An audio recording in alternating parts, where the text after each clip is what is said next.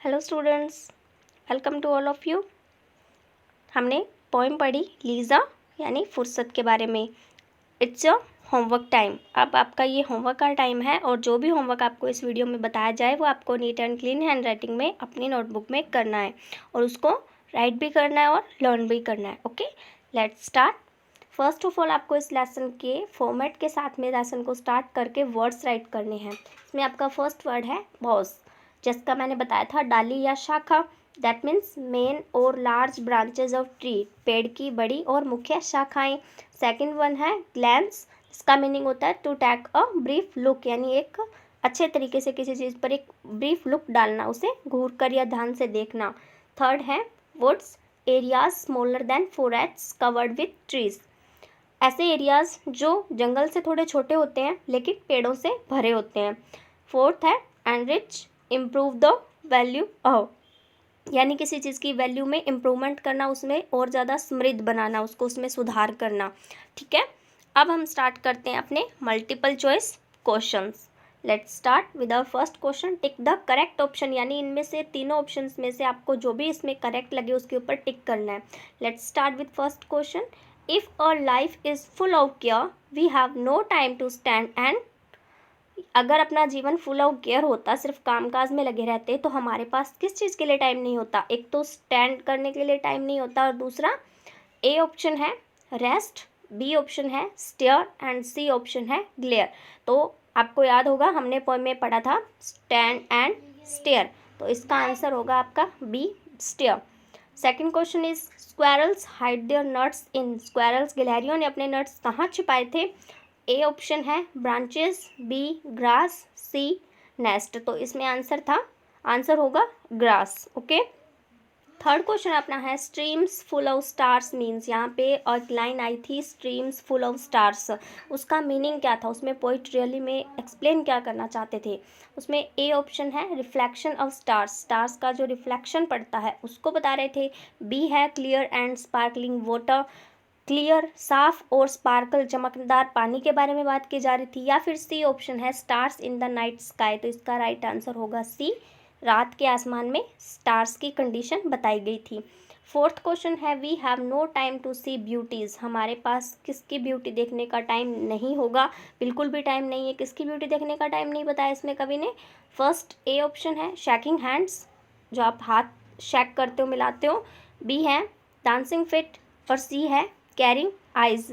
तो इसके अंदर आंसर होगा आपका डांसिंग फिट। ओके, अब हम देखते हैं मैचिंग क्वेश्चंस। ठीक है, इसमें आपको क्या करना है, कॉलम ए में जो चीज़ें दे रखी हैं उनको कॉलम बी में दी गई चीज़ों के साथ में मैच करना, जिसके साथ वो सेट हो रही हैं। Okay, let's start with first the poem is set, इसमें से इसका फर्स्ट जो है वो मैच करना पड़ेगा अपने को डी से। That means in the country side, यानी जो पोएम है वो कहाँ पे लिखी गई है? कंट्री साइड, यानी देहात का जो इलाका होता है ना उसमें लिखी गई है। ओके, तो ये हो गया डी के साथ में। ओके, अब अपने देखते हैं फर्स्ट तो अपना हो गया in the country side. Second देखते हैं the poet feels sorry, poet को सॉरी किस लिए फील करता है पोइट? इसका आंसर होगा last one, for the busy life man is leading. ठीक है, किसके लिए सॉरी फील करता है, किसके लिए बुरा लगता है पोइट को? कि आदमी आज बहुत ही बिजी लाइफ स्पेंड कर रहे हैं, उन्हें अपने लिए उस प्रकृति को देखने के लिए, ब्यूटी देखने के लिए टाइम ही नहीं है। ठीक है, तो ये हो गया लास्ट वन।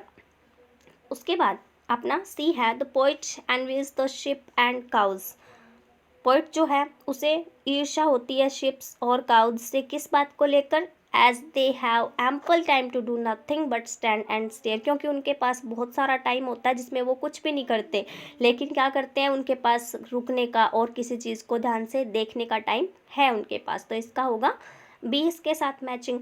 फोर्थ है man has no time to enjoy the streams, मैं आदमी के पास में कौन से स्ट्रीम्स को एंजॉय करने का टाइम नहीं है? कौन से स्ट्रीम्स को? इसका आंसर होगा C, that sparkle in the sunlight like the starry sky at night, उन्हें उन स्ट्रीम्स को देखने का एंजॉय करने का टाइम नहीं है जिसमें क्या होता है, सनलाइट में जो स्पार्कल करते हैं, चमकते हैं सूरज की रोशनी में, और जैसे नाइट में स्टार्स से भरा हुआ आसमान होता है।